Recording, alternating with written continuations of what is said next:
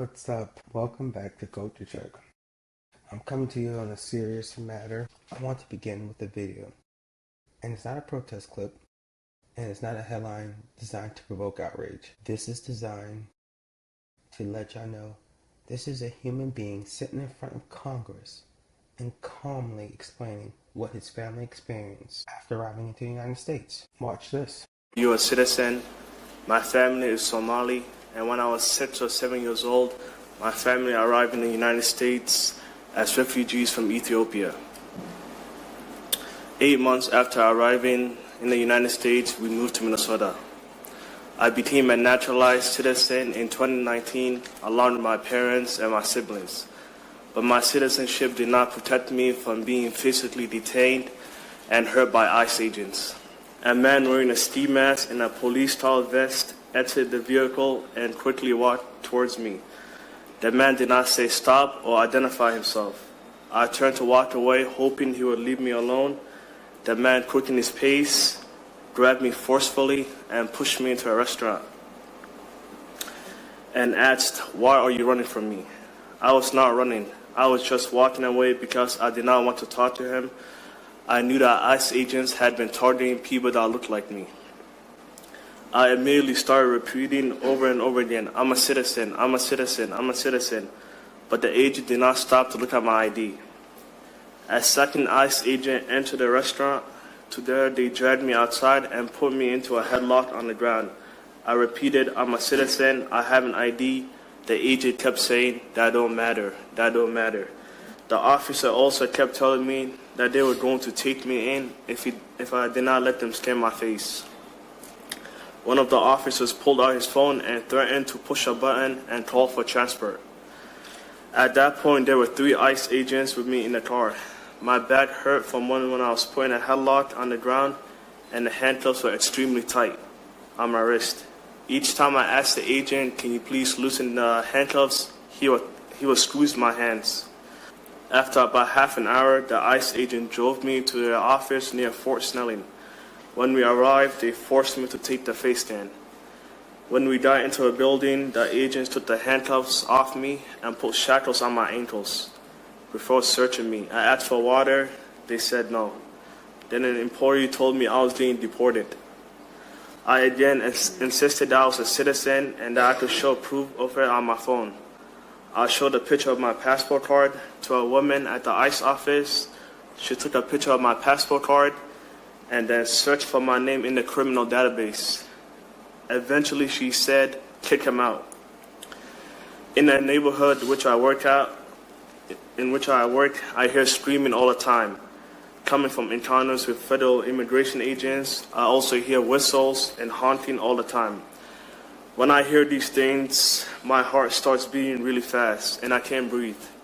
It brings me back to what I went through, and it almost feels like it's happening to me again. I am a 20-year-old. So, this is a man. If I'm pronouncing your name wrong, I apologize, but Mubashir is sharing his story in a congressional hearing. What stands out most is not anger or emotion, but the restraint he is forced to show in order to be taken seriously.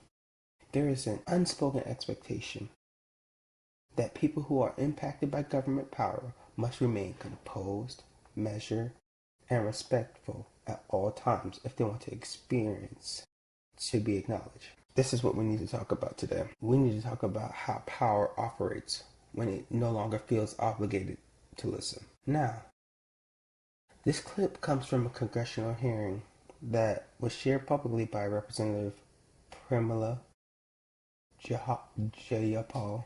Apologies if I pronounced your name right, Representative. But in this testimony, this young man explains what his family endured through immigration enforcement after coming to the United States.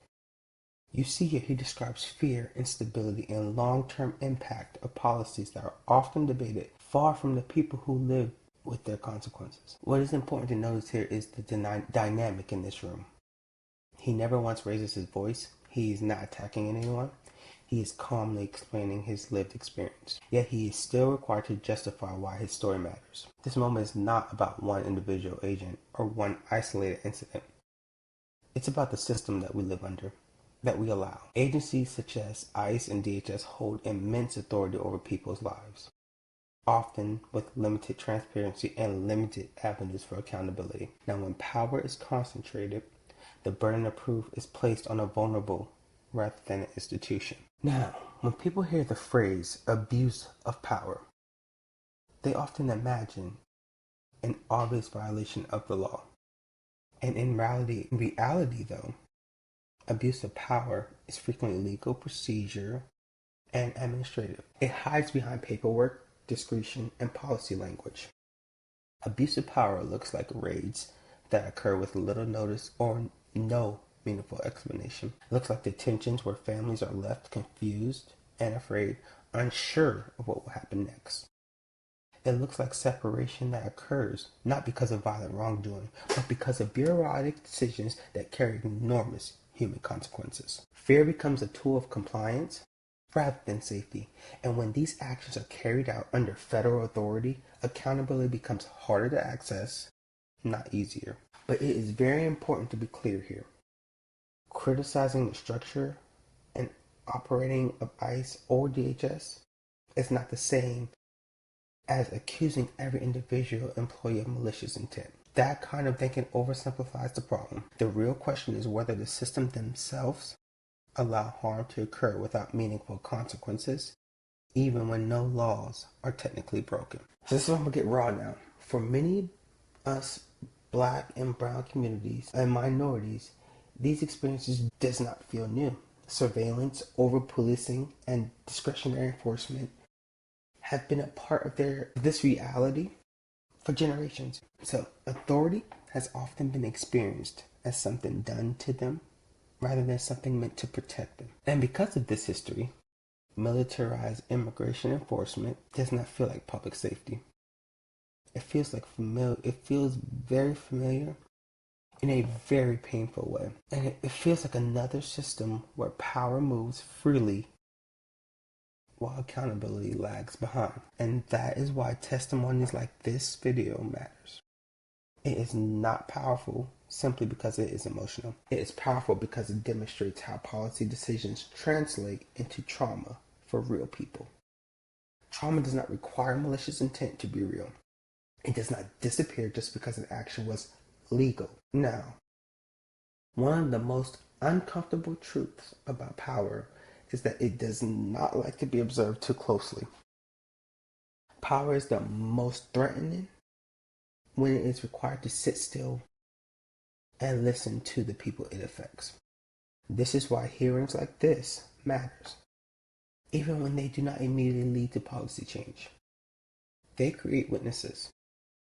They force institutions to confront the human impact of their decisions. Even if those institutions resist change, witnesses make it harder to dismiss harm as collateral or unavoidable. They make it harder to reduce human suffering to statistics or talking points. Now, for the people of faith, this conversation should be deeply challenging because Scripture repeatedly warns you against systems that prioritize authority over justice.